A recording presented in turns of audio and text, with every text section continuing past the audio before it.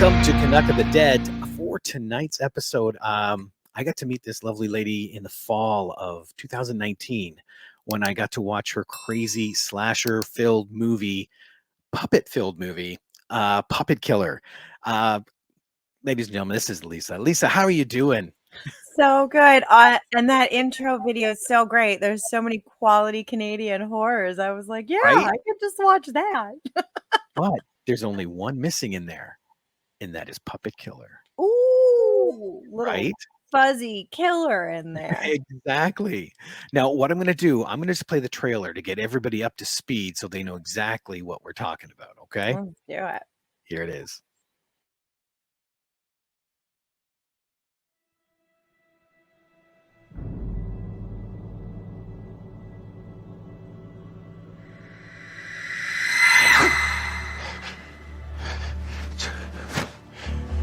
Hey, you guys? I think I heard Jesse scream. No. No!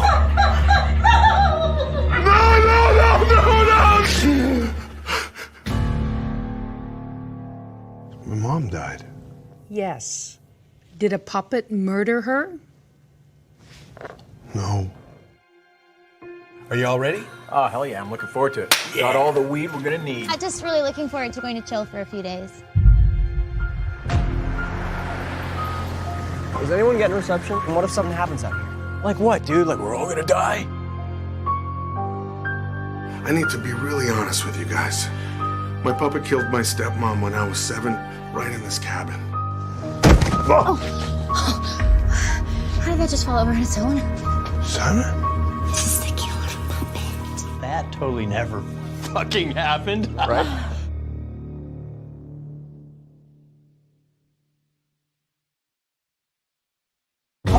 Holy fuck!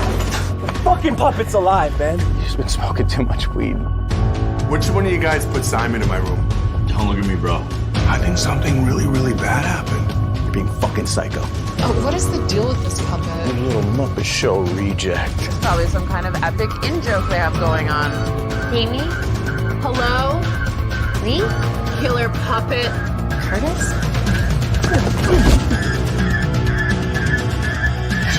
You got a fucking double tap! Oh, it's like the back seat to them. Shit! Ah, man, I don't want to be doing this one shit, man! Heather, you gotta open the door right now!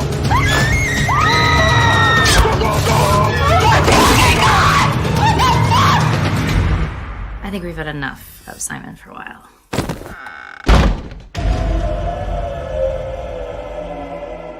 Dude, what's up? I just had this bad feeling, but it's nothing. You serious right now? You know when anybody says they've got a bad feeling about this, they all fucking die. Oh, that's true.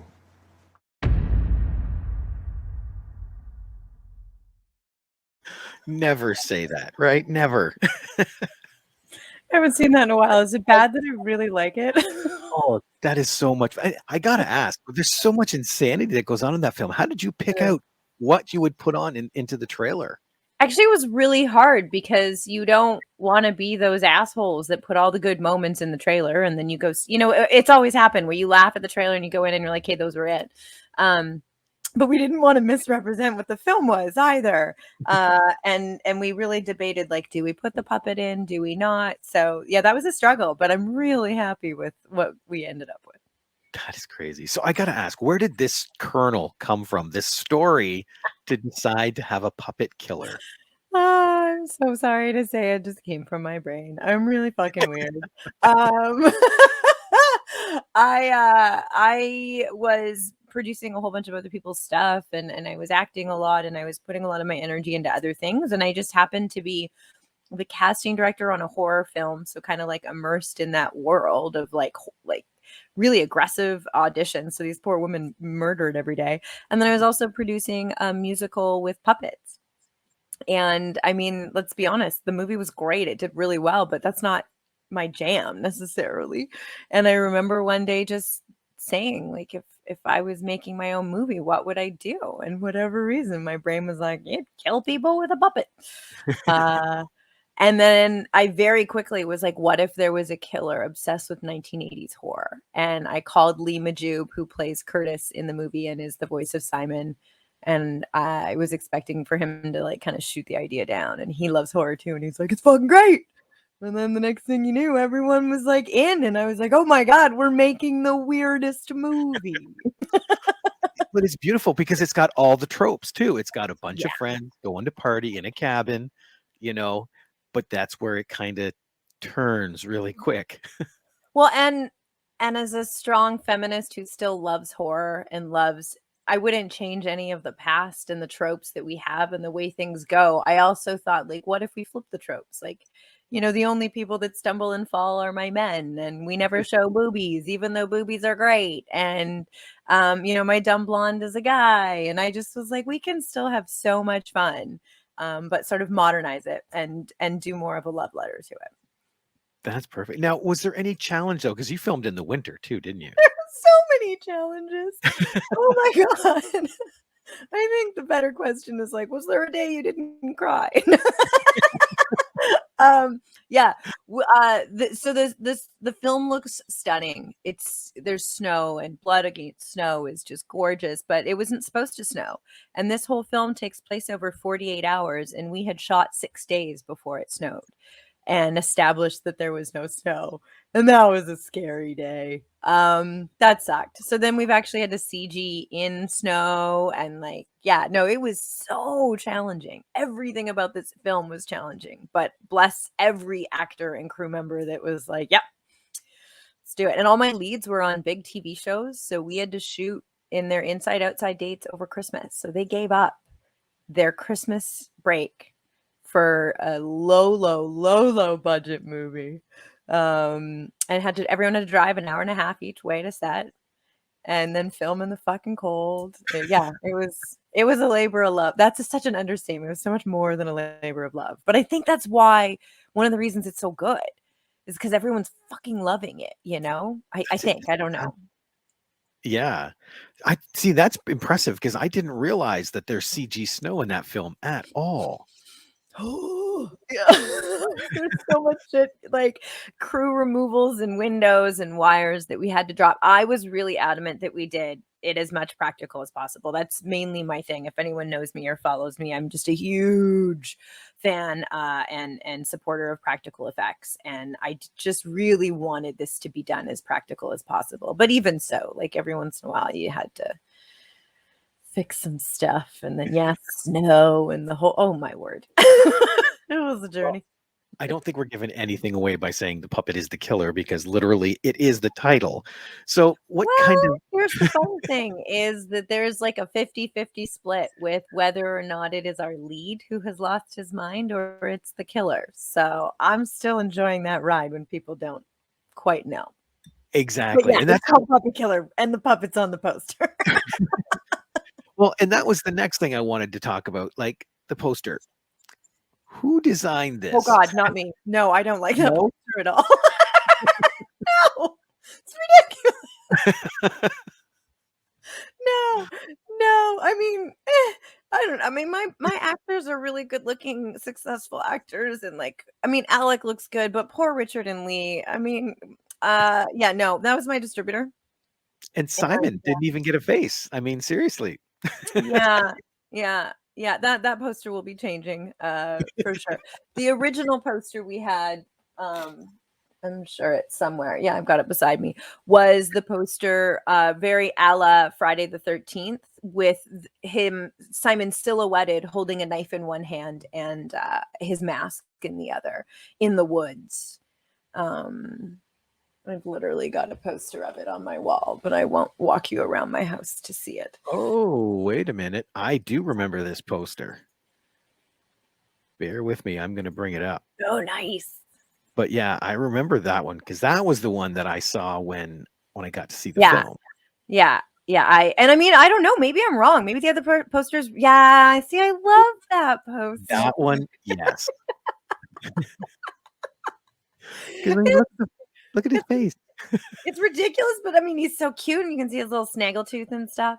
And I mean, you know, no shade. on the distributor who made those choices. That's the beauty of, having other people make choices, and, you don't always agree with them. So maybe the other poster's great, but I really like that one. That's the weird thing about distribution. My buddy Ryan Andrews and I talk about it all the time. And even my friend John Miori here, he released a couple films and the distributors got a hold of it. And they came out with this amazing picture. The movie is called Poltergeist Exorcism. And it's got this scary woman crawling on a wall. And it's like, John, I don't remember that in the film. He goes, it's not. It's like, it's nothing to do with the film. Amazing. But it's Amazing.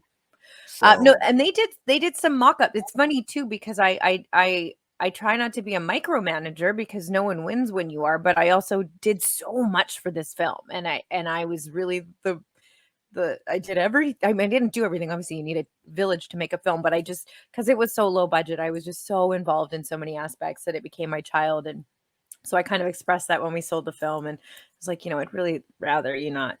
I made sure they wouldn't edit it any differently, and poster wise, they were like, "Oh yeah, we'll involve you." And then they sent me all these mock-ups, and some were just so great. And I gave them my list, like from one to worst, and that was my least favorite, and that was the one they picked. I'm like, "You didn't fucking involve me.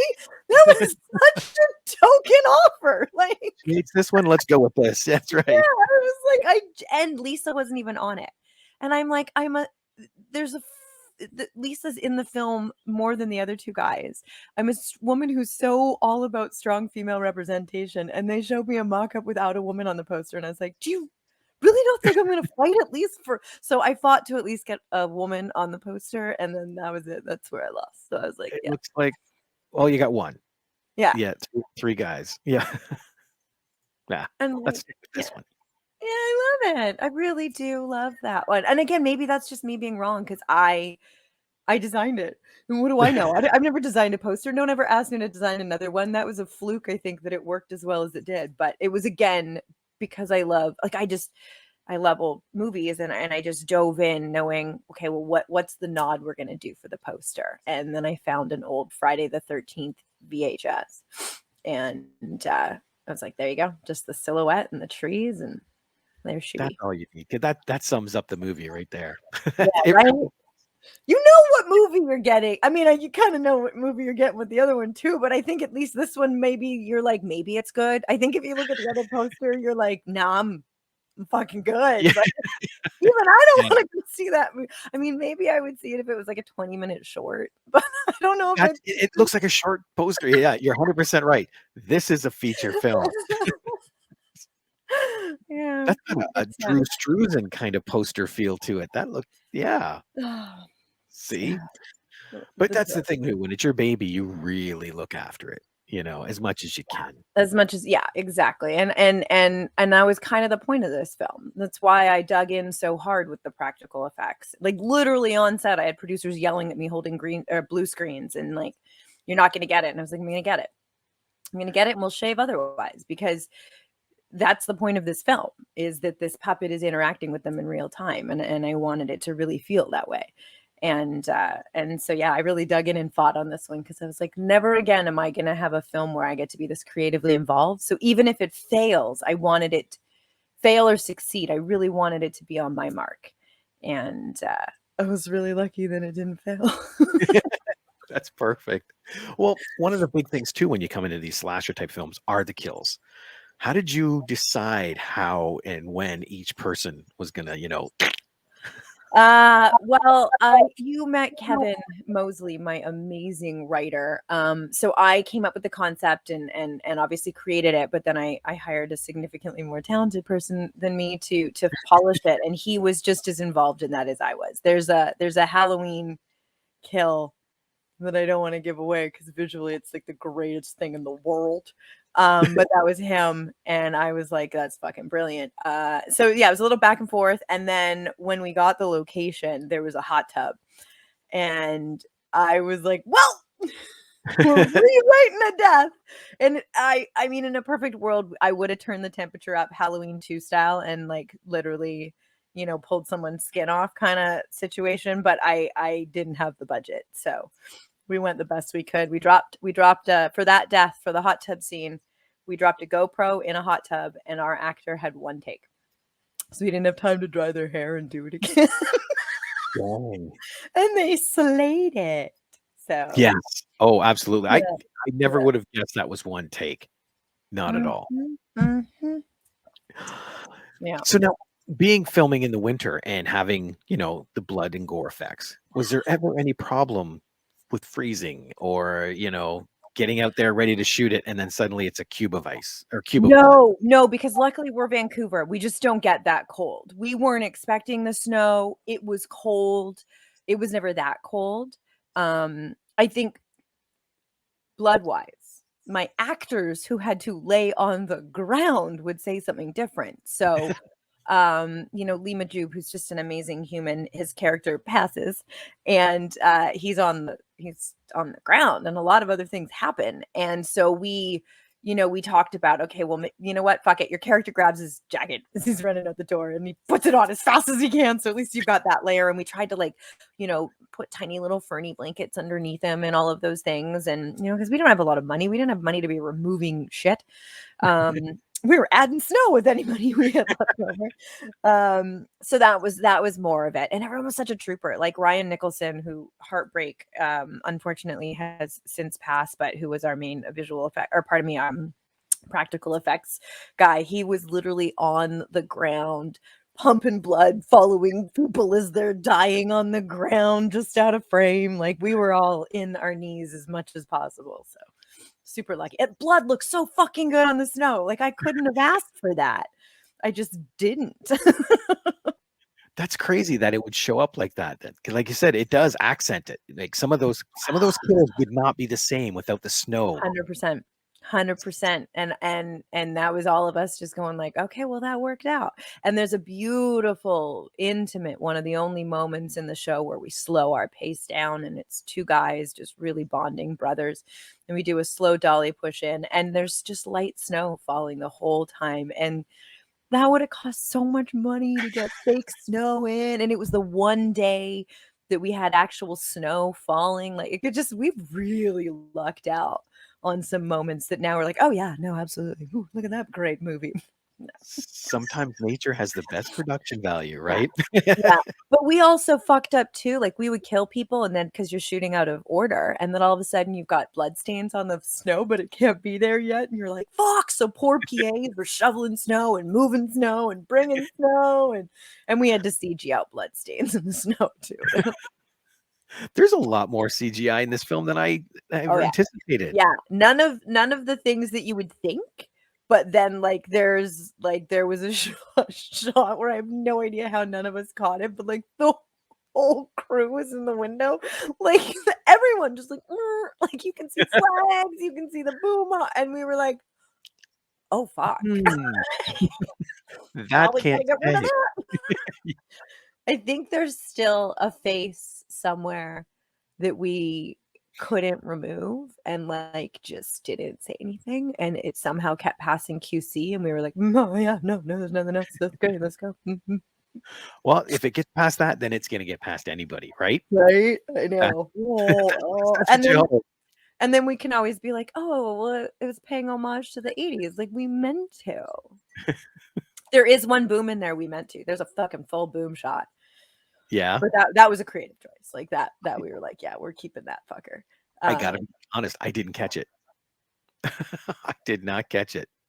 People either see it or I would say very few people see it, but when they see it, they're like, and like obviously every time technically you try and pass a QC report, like if you're gonna go theatrical or wherever, and they always we're like, we know the things that are coming back. And we're like, creative choice, thank you very much, believe it or not. 100%. We're leaving the boom in for a reason. And they're like, okay. So far we've got away with it. So now with that one, was that your first feature that you directed? Yeah. That wasn't it? Yeah. Because you've done shorts in a couple of series. Yeah. I mean, yeah, I think that's a very kind way of saying what my previous experience was. I had done like a series for an online fashion magazine and I had done a comedic pilot that never went to air. So like nothing good. I mean, not horrible, but the way you said it sounded like I was cooler than I am. Well, no, I'm just going by what's listed here. But you're right. The acting credits are like through the roof on here. I started as an actor. Yeah, I started as an actor. I always wanted to be a filmmaker. I actually originally wanted to be a cinematographer, but I just didn't have the self-confidence. I don't know if it's because it's such a male-dominated industry or I just didn't have the confidence, but I never pursued it. I did some part-time film school and it was like a general film class and I grabbed the camera. It was like literal film back in the day. And that was like the closest I came, was like bullying my way into being the cinematographer for that project. But then I started acting. That felt easier for me to like come out as an actor as opposed to coming out as a filmmaker. So I did that for a long time first. And at least you still got your toe in the pool too. Like, Yeah. you know. Oh yeah. Yeah. Well, and it all, depending on what your intentions are, it all served. Like I was there to network and to meet and to learn as much as humanly possible. And I think on my bio somewhere it says I went to Vancouver Film School, but even that's like an exaggeration. I did a few part-time courses once way back in the day, never anything practical. I really didn't know what I was doing. And so volunteering on set in any capacity or being an actor or anything, I volunteered crew all the time. It was all just so I could learn as much as possible. Like I've actually tried to clean up my IMDb page because there's so many jobs on it, and my managers are like, "This is ridiculous," and I'm like, I keep trying to delete stuff, and IMDb won't. But I have done almost every job on set. That's was my next mention too. Is like, art department, camera, wardrobe, editing. Like you were everywhere. Editing? I don't think I've ever edited. Sorry, editorial department. It says. What if you click it? What is it? Production supervisor. Oh shit! Yeah, I was a post-production supervisor on a feature. Huh? Yeah, I was. You were like the epitome of independent film. You did everything. Well, like I said, I couldn't afford film school, or I didn't go. Whatever the choice was, it was probably both. And so I just wanted to learn and learn and learn and learn and network and learn the things I wanted to do, the things I didn't want to do, and it let me. I respect a lot more, I think, other people's jobs, like art department. Fuck, they're there before you. They're after you. There's very few people that work as hard as the art department actually. And so when I had to do those jobs or when I was learning them, I always kind of knew eye on the prize was something else, but it was like a humbling moment of like, you're never going to be a dick. Like you're not going to be that person. People have said that to me. The more you know, the better you are at delegating because you understand each position. Well, and you can communicate. Like one of the things I'd like to learn more about that I get a little deer in the headlights about, it's just not how my brain works, or it's not something I've ever really learned, is like really getting into lenses and camera and stuff like that. Cause I can visually and creatively describe what I want. And I typically work with the same DPs. So they're great. And they're like, yeah, I know exactly what you want. Or I'll say something. They're like, that's not at all what you want. Like you're literally using the wrong words, but visually I know what you want. And then I'll look at the monitor. I'm like, that's what I wanted. But beyond that, like it's also just your ability to delegate and your ability to communicate what you want properly. So yes, you respect what they're doing, but I think it's just, there was a gentleman named Aaron Houston who did a phenomenal Canadian film called The Sunflower Hour 10 plus years ago. I saw it at Vancouver International Film Festival. And I just sort of used to actually look at whenever there was a film festival in town. So there wasn't a lot. I would look at screenings with the directors and the Q&As, and I would go, and then I would ask a million questions, and then I would literally just force them to be my friends because I wanted to learn from them. And he said to me, if you really want to be a director, learn every job on set. And I took it to heart, and I tried my best, hence my IMDb page. Well, it definitely shows. It's too much. I'm going to ask one last question before we end up this segment, though. And I try to ask this of everybody, but it's a very common question. What is your favorite scary movie? Fuck, I hate that question only because like I love so many and it depends on my mood. And then I'm such a horror fan. I'm like, well, what nuanced genre? Probably if I had to go, I'm like looking at all of the toys. My house is filled with horror memorabilia. It's ridiculous. I think if I had to go with the ones that changed my life, right? Like really influenced me, it'd be Sam Raimi, Evil Dead 2, original Halloween, or Alien, Fight Me. I get it. It's not horror. I agree with you. I think it is. Fuck it. It's like the tension, the stress. Exactly. The camera makes you feel that's what blew me away the first time I watched it. The way the camera would move and the atmosphere was created, and nothing was happening, but you were so scared that something was going to happen. That movie made me want to make film. So It is 100% horror, and then Aliens is an action movie. That's James Cameron was like, "Give me the franchise." Excellent. Well, everybody else, stick around because I'm going to kind of poke a little bit and see if maybe there might be a sequel coming down the road. Stick around.